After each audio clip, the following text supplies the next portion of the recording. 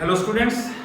तो previous lecture में आप स्टडी कर रहे थे इलेक्ट्रोलाइटिक सेल्स के बारे में और हमने स्टडी किया था कि 1 फैराडे इलेक्ट्रिसिटी पास करेंगे तो कितने इलेक्ट्रॉन्स ट्रांसफर होंगे 1 mole of electrons. 1 Faraday electricity pass करेंगे तो किसी भी सब्सटेंस किसी भी एलिमेंट का कितना वेट डिपॉजिट होगा जितना कि उसका ग्राम इक्विवेलेंट वेट है। Now we shall discuss about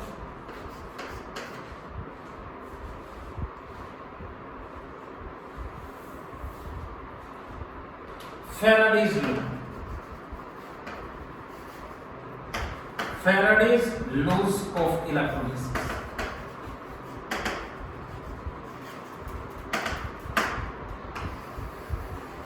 You know, Michael Faraday 11th में भी किया था हमने कि जो चार्ज की डिस्कवरी है मैटर में वो माइकल फैराडे ने ही कैरी आउट की थी by the way of experiments of electrolysis.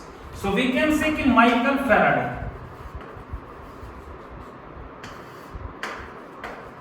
on the basis of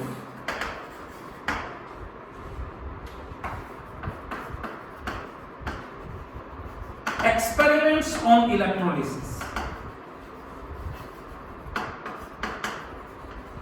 provided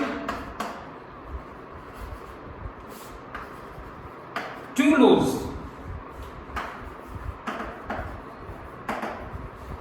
of electrolysis. We shall discuss about Faraday's first law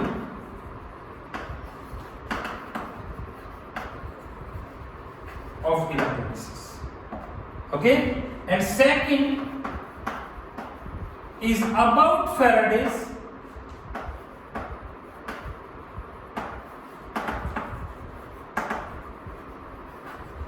second law of electrolysis.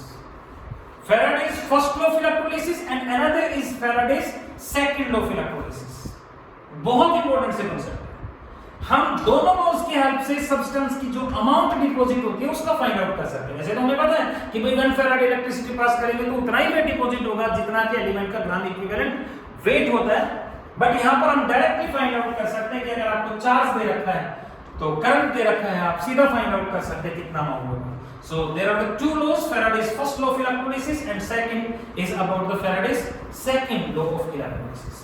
So first of all we shall discuss about Faraday's first law of electrolysis.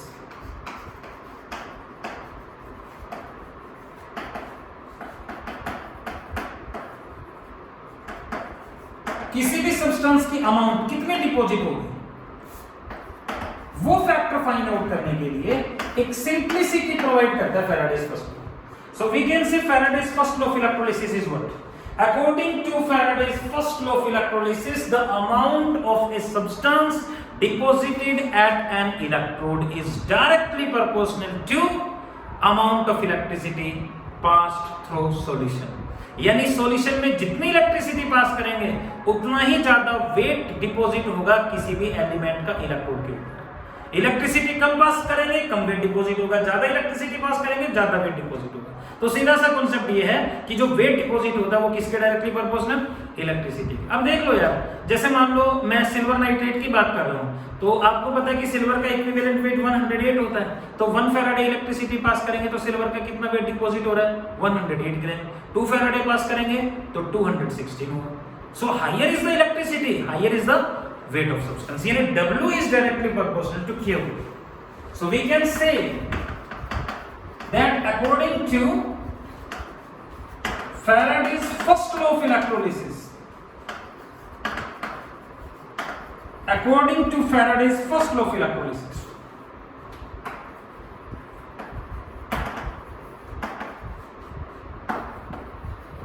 the weight of a substance deposited at an electrode, एक substance का जो weight deposit होता है electrode के ऊपर is directly proportional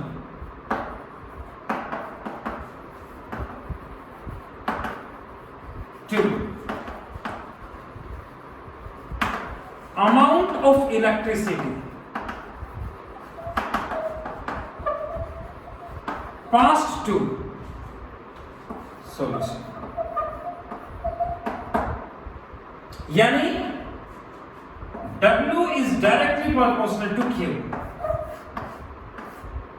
And therefore we can say कि W is equal to proportionality sign को हटाने के लिए constant use कर लेंगे, that is equal to Z into Q, and this is equation number 1.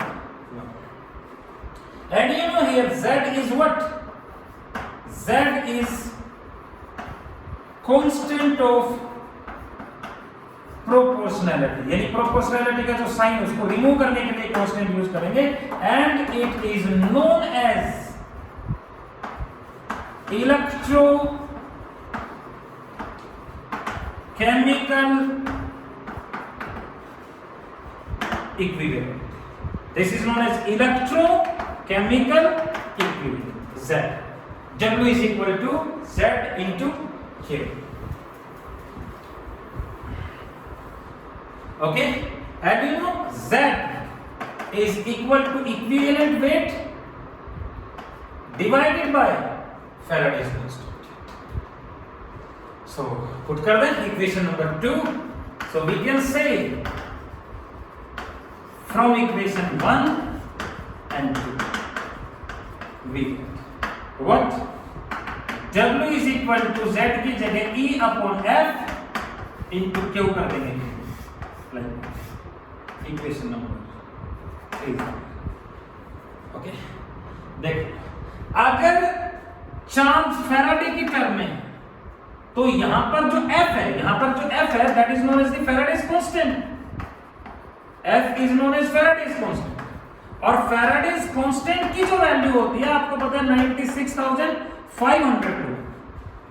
लेकिन if Q is in terms of Faraday, अगर Q जो है वो फैराडे की टर्म में, इलेक्ट्रिसिटी फैराडे की टर्म में है, तो F की जो वैल्यू है यहां पर 1 ही यूज करेंगे.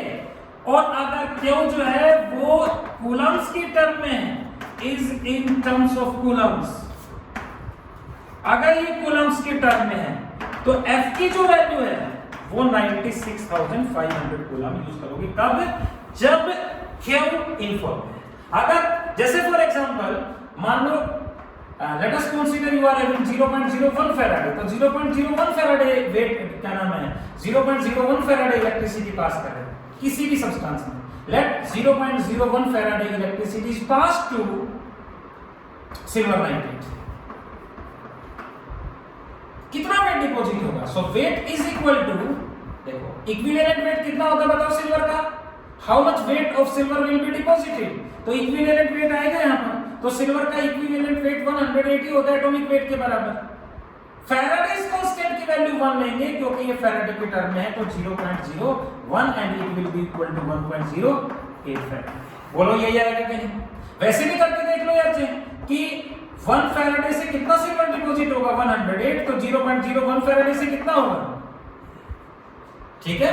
अनदर कांसेप्ट, अगर आपसे कहा जाए कि 9.65 कूलम इलेक्ट्रिसिटी पास कर रहे हैं सिल्वर नाइट्रेट में, इतनी इलेक्ट्रिसिटी पास कर रहे हैं 9.6 कूलम इलेक्ट्रिसिटी, तो कितना सिल्वर डिपॉजिट होगा. तो W is equal to Z, Z का मतलब E अपॉन F, और Q, तो W is equal to equivalent weight 108. अब देखो इलेक्ट्रिसिटी कूलम्स के टर्म में, तो फैराडेज कांस्टेंट क्या यूज करोगे, 96,500 और ये 9.65. बिल्कुल अच्छा, तो समझ में आई बात. तो कूलम्स के टर्म में अगर है Q तो 96,500 यूज करेंगे, लेकिन अगर फैराडे की टर्म में तो ये फैक्टर है. ठीक है. अनदर वी कैन से कि as Q is equal to I into T, current into time होता है. And we can say here current is ampere second and ampere second is equal to coulombs. ये factor 1 coulomb is equal to 1 ampere second. यानी अगर हम charge की जगह current into time लिख रहे हैं, एम्पियर सेकंड लिख रहे हैं, तो उसका मतलब कूलम्स. तो कूलम चार्ज की यूनिट कूलम या फिर एम्पियर सेकंड, एक ही बात है. So therefore we can say कि W is equal to E upon F current into time. ये इक्वेशन बन गई कि नहीं? तो Q की जगह I इनटू T लिखेंगे एंड दिस इज इक्वेशन. यहां पर F की वैल्यू क्या यूज करोगे, 96,500. डेफिनेटली, क्योंकि एम्पियर सेकंड है और एम्पियर सेकंड तो कूलम के बराबर है। तो ये फैक्ट है कि टाइम मस्ट बी सेकंड। तो अगर आपको करंट दे रखा है, टाइम दे रखा है कि कितनी देर के लिए कितना इलेक्ट्रिक करंट पास करेंगे, तो वेट डिपॉजिट कितना होगा बिल्कुल फाइंड आउट करेंगे। So this is Faraday's first law of electrolysis. तो सीधा सीधा सा कांसेप्ट हो गया। देखो Faraday's first law of electrolysis, W is equal to Z into Q, W is equal to E upon F into Q, and W is equal to E upon F into I into T. So these are the mathematical expressions for the Faraday's first law of electrolysis. Question में भी that let 4.8 ampere current is passed to 4.8 ampere current is passed to copper sulfate solution for 1 hour. How much weight of copper is deposited at cathode? तो बताओ cathode पे copper का कितना weight deposit होगा? तो बिल्कुल कैलकुलेट कर सकते हैं, W is equal to E upon F into I into T, और एटॉमिक वेट जो है कॉपर का that is equal to 63.5 AMU, atomic mass unit. So W is equal to equivalent weight बताओ कॉपर का कितना होगा, एटॉमिक वेट कितना है, तो कॉपर सल्फेट में यार सीधा सा कांसेप्ट है, वैलेंसी 2 है कि नहीं, तो इसका हाफ हो गया कि नहीं, कितना 31.75, फैराडेज कांस्टेंट 96,500, करंट बताओ कितना है 4.8, और टाइम 1 आवर मिनट में कन्वर्ट कर देंगे 60 और फिर 60 से मल्टीप्लाई कर देंगे तो सेकंड में आ जाएंगे। Yes you can find out the weight of, तो बिल्कुल फाइंड आउट कर सकते। अगर किसी गैस की बात करें तो वेट कैलकुलेट कर लेंगे और वेट से फिर वॉल्यूम निकाल लेंगे कि नहीं, by the way of mole concept. जैसे for example 2.4 ampere current is passed to acidified water containing presence of acid. So 2. Electrolysis को फास्ट कर देगा acid. So 2.4 ampere current is passed to acidified water for 2 hours. How much volume of H2 gas is evolved? कितना volume H2 gas का evolve होगा? कब? At ST। बहुत important. तो देखो Faraday's first law of electrolysis के according तो hydrogen का वेट फाइंड आउट करेंगे पहले, और वेट हो गया equivalent weight divided by Faraday's current, Faraday's constant I into T। तो वेट कितना आएगा? अब यहाँ हाइड्रोजन का एटॉमिक वेट तो 1 होता है, तो इक्विवेलेंट वेट भी 1 ही होगा। हाइड्रोजन एटम की बात करेंगे, फैराडेज कांस्टेंट 96,500, करंट है आपके पास 2.4 एम्पियर, और टाइम 2 आवर, मिनट में कन्वर्ट कर देंगे, सेकंड में कन्वर्ट कर देंगे, सो वेट आ जाएगा। और ये जो भी वेट आए इससे नंबर ऑफ मोल निकाल लेंगे कि नहीं, तो नंबर ऑफ मोल आपको पता है कि wait divided bye molecular mass of H2 gas 2 होता है, ये मोल आ गए।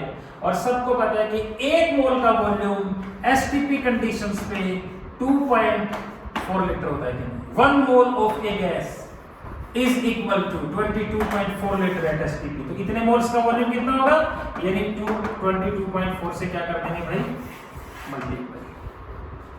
ये आपके पास क्या आ गया बताओ, volume. Is it clear? So that's very simple, you can find out volume, weight निकाल लो, वॉल्यूम गैसेस की कर सकते हैं, बहुत इजी सा कांसेप्ट। तो अगर आपको इलेक्ट्रिक करंट पता है, टाइम पता है, वेट फाइंड आउट कर सकते हैं। And next we shall discuss about Faraday's second law of electrolysis.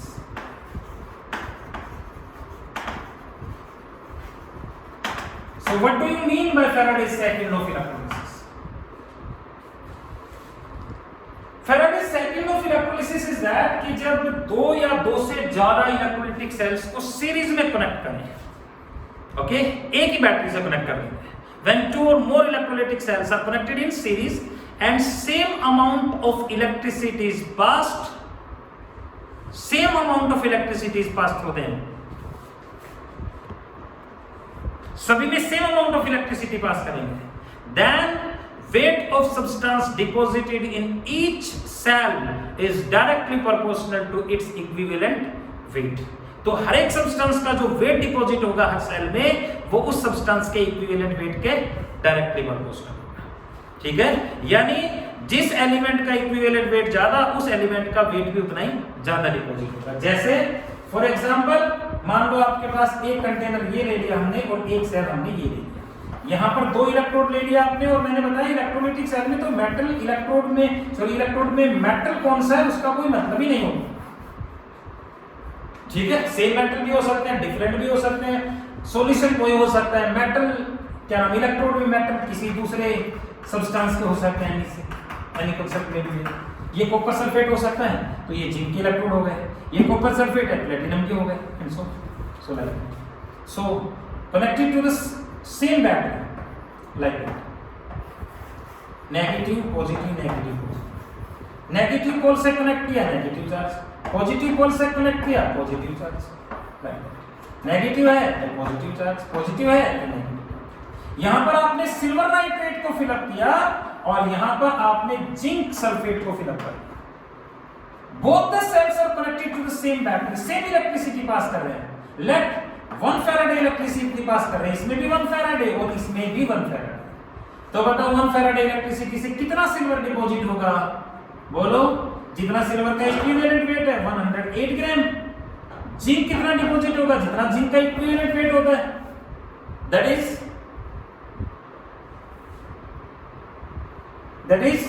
108 and it is equal to zinc का जो इक्विवेलेंट वेट है 32.75. तो 1 फैराडे इलेक्ट्रिसिटी पास कर रहे हैं, सिल्वर इतना डिपॉजिट हो रहा है, जिंक इतना. यानी सिल्वर ज्यादा डिपॉजिट हो रहा है. क्यों? क्योंकि सिल्वर का इक्विवेलेंट वेट ज्यादा है. जिंक कम डिपॉजिट हो रहा है क्योंकि जिंक का इक्विवेलेंट वेट कम है. तो किसी भी एलिमेंट का जो वेट डिपॉजिट हो रहा है वो उसके इक्विवेलेंट वेट के डायरेक्टली प्रोपोर्शनल. यानी W1 will be directly proportional to E1 and W2 will be directly proportional to E1. समझ में आई बात? तो जब दो या दो से ज्यादा इलेक्ट्रोलाइटिक सेल्स को सीरीज में कनेक्ट कर दें और same amount of electricity pass करेंगे तो हर एक सेल में जो सब्सटेंस डिपॉजिट होगा उस सब्सटेंस का वेट उसके इक्विवेलेंट वेट के directly proportional. So we can say according to Faraday's second law of electrolysis,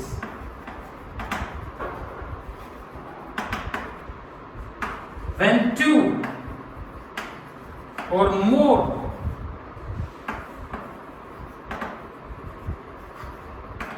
electrolytic cells are connected in series, दो या दो से ज्यादा इलेक्ट्रोलाइटिक सेल्स को सीरीज में कनेक्ट कर दें and same amount of electricity is passed through them और उनमें से same amount of electricity pass करेंगे, then weight of substance deposited in each cell is directly proportional to its equivalent. तो हर एक सब्सटेंस का जो वेट डिपॉजिट होगा वो उसके इक्विवेलेंट वेट के डायरेक्टली प्रोपोर्शनल होगा. यानी W1 is directly proportional to E1 and W2 is directly proportional to E2. Okay, constant की जगह k यूज कर लेता हूं मैं. W1 is equal to k into E1, equation number 1 हो गई. W2 is equal to k into E, equation number 2. Okay, और दोनों इक्वेशन को डिवाइड कर दें तो k से k कैंसिल हो जाएगा कि नहीं? तो इक्वेशन आपके पास आ गई W1 upon W2 is equal to E1 upon E2. Yes, तो अगर आपको दो सब्सटेंसेस के वेट्स पता है, एक का इक्विवेलेंट वेट पता है, दूसरे का इक्विवेलेंट वेट फाइंड आउट कर सकते हैं. जैसे फॉर एग्जांपल यहां पर हो गया तो weight of copper divided by weight of silver will be equal to equivalent weight of copper divided by equivalent weight of cylinder. ठीक है, अगर आपको एक का वेट पता है दूसरे का वेट फाइंड आउट कर सकते हैं इक्विवेलेंट वेट। बहुत इजी सर। तो ये मैथमेटिकल एक्सप्रेशन हो गया Faraday's second law of electrolysis. तो ओवरऑल कांसेप्ट ये हुआ Faraday's first law of electrolysis, W is equal to E upon F into I into T। और Faraday's second law of electrolysis क्या हुआ, W1 upon W2 is equal to E1 upon E2। ये बहुत important से concept है भाई, numerically भी और ऑब्जेक्टिव के भी और 12th के लिए भी। So Faraday's first law of electrolysis and Faraday's second law of electrolysis।